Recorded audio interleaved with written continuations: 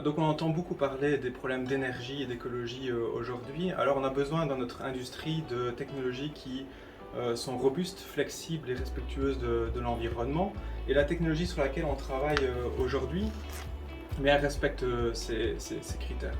Cette technologie est utilisée pour la synthèse de films minces. Donc un film mince, c'est quoi? C'est un film dont l'épaisseur est comprise entre 100 fois et 10 000 fois inférieure à l'épaisseur d'un cheveu.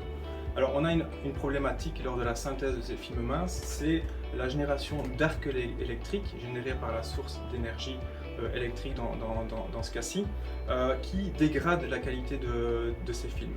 Alors on a besoin de supprimer ces arcs et c'est le module qu'on est en train de développer dans le cadre de ce projet Plasmagène.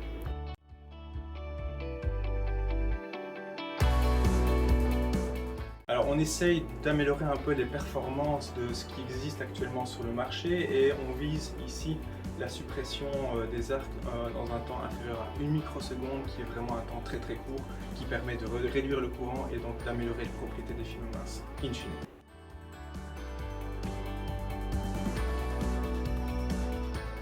Alors au niveau académique, nous développons justement de l'électronique de puissance qui est liée justement à la génération de plasma au niveau de notre enceinte fluide et quelque part tout ce qui a été développé peut permettre justement d'ajouter un plus au cours pour les étudiants justement sur le développement d'électronique de puissance qui est spécifique à ce domaine.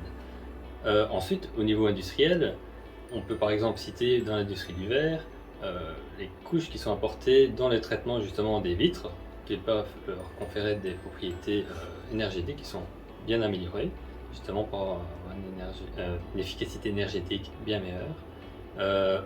Au niveau de l'industrie automobile, par exemple pour le traitement justement des tôles d'acier qui sont employées dans ce secteur, mais aussi au niveau médical pour le traitement des surfaces qui sont en contact, par exemple avec des patients, on peut leur conférer des propriétés antibactériennes, antivirales, etc.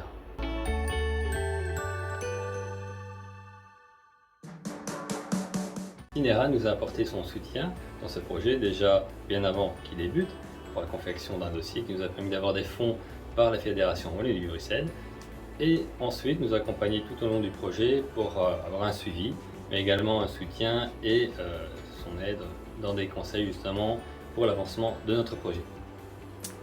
Ensuite, au mois de mars, Synera avait justement proposé de mettre en place une journée des chercheurs à laquelle j'ai participé. J'ai pu ainsi démontrer mon travail et montrer ainsi les différents points, les différents développements face à des chercheurs, mais aussi face à des personnes qui ne sont pas forcément compétentes dans les mêmes domaines que moi, qui sont plutôt l'électronique et le développement hardware et software.